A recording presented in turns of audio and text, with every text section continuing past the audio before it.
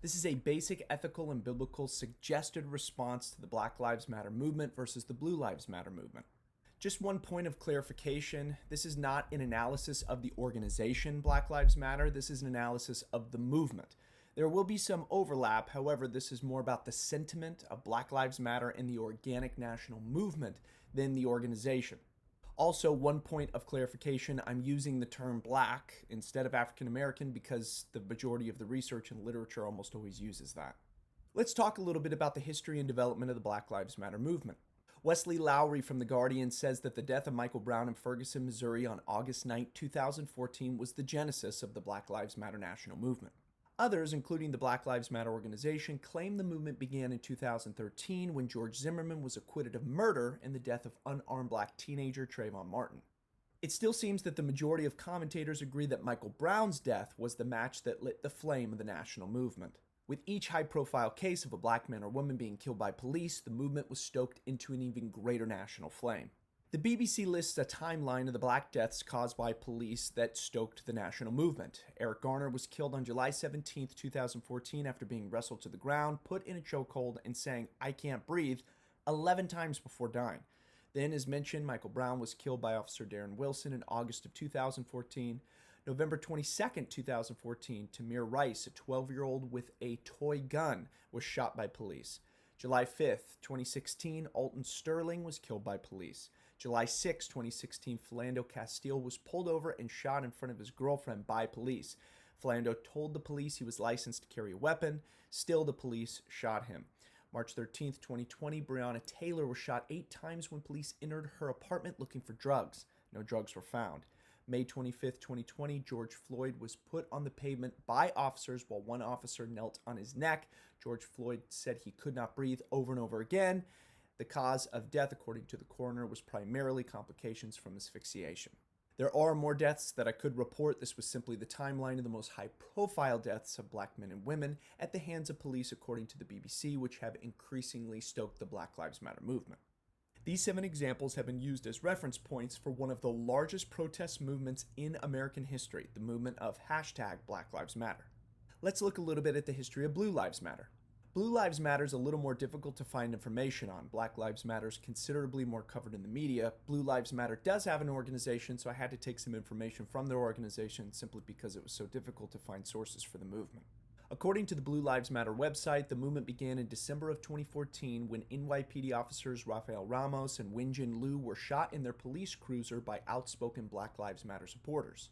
Blue Lives Matter argues that Officer Darren Wilson was acting in self-defense when attacked by Michael Brown. Michael Brown had just committed robbery, was high on marijuana, and ran toward Officer Wilson. Blue Lives Matter claims that Officer Wilson acted in self-defense when his instructions were not followed. They say Officer Wilson's life was essentially ruined from that day on due to the Black Lives Matter organization, the media, and left-wing politicians. Jim Hoft of the Gateway Pundit reports that 431 police officers have been injured or killed since the protests over George Floyd began. That's less than 10 weeks. Of the 431 officers, Mary Margaret Alohan from the Daily Caller reports that at least 12 police officers were shot in the line of duty during these recent protests. David Dorn was shot in the torso and died. 53-year-old Dave Patrick Underwood was shot in his police cruiser in Oakland. Damon Gitwiller was killed in June by a man with explosives and an assault rifle.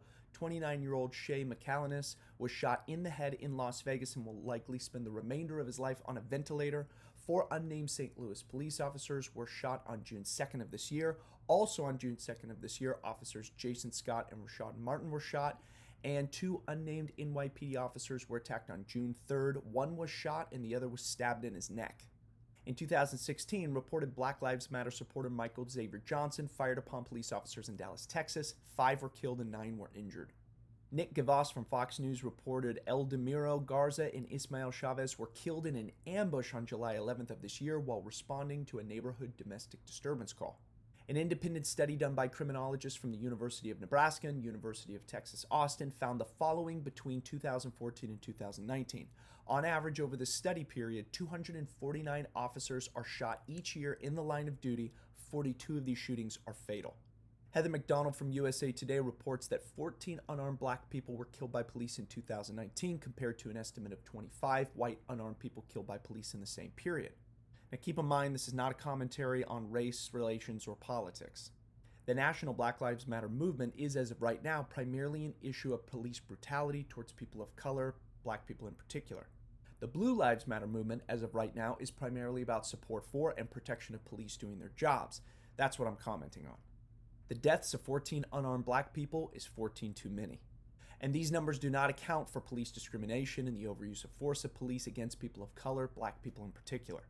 42 annual police deaths by shooting in the line of duty is 42 too many. And these numbers do not account for police injuries, life-altering injuries, or the financial and psychological impact on officers and their families. In analyzing a potential response to the unrest between Black Lives Matter and Blue Lives Matter, it seems the Bible brings us to a couple of key sacrificial attitudes and actions: service and honor. Blue lives should humbly serve, black lives should humbly honor. One does not necessarily precede the other, however, both will precipitate the other. Jesus says in Mark 10:35-45 that the one with the greatest authority has the greatest responsibility to be the servant of every person he or she meets. The Apostle Peter says in 1 Peter 5:1-3 that oversight should not be exercised for personal gain, but for sacrificial service.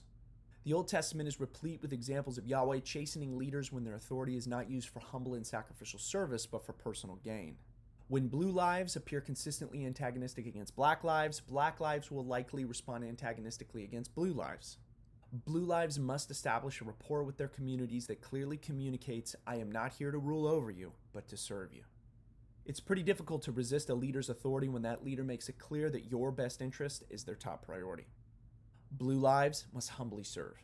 Jesus says in Mark 12:16-17 that we must render due honor to those with civic authority. The Apostle Paul says in Romans 12:17-21 to repay no evil for evil, to fully strive to live at peace with all, and to attempt to overcome evil with good. He says in chapter 13, verses 7 and 8, to render customs, respect, and honor to whom it is civically due, and to owe no person anything except to love them. Black lives must humbly honor. Conversely, when black lives are consistently antagonistic to blue lives are more likely to be antagonistic to black lives. Due honor and peaceable conduct can significantly change that relationship. When black lives are honoring to and cooperative with blue lives, the statistics of animosity, injury, and death seem to nosedive. When blue lives are humble and servant-hearted to black lives, the statistics of animosity, injury, and death also seem to nosedive. I understand Black Lives Matter and Blue Lives Matter is a mind-bendingly complex issue. I understand that I'm only addressing a few issues and not addressing dozens and dozens of other issues. According to the scriptures, it seems to me that defunding or disbanding the police will not result in maximum ethical desirables, nor will a lack of challenging how blue lives treat black lives produce ethical desirables. We need to improve the police. One step, just one, in doing that is training them on the principles of authority expressed through humble service. We also need to train black lives. One step, is training on humble honor for and cooperation with blue lives. Black Lives Matter needs training, Blue Lives Matter needs training. Until both can admit their faults, sympathize with one another's views, and commit to synchronously seeking to serve and honor the other, we'll likely get very little ethical improvement. Thank you, and I look forward to hearing your perspective and learning from you.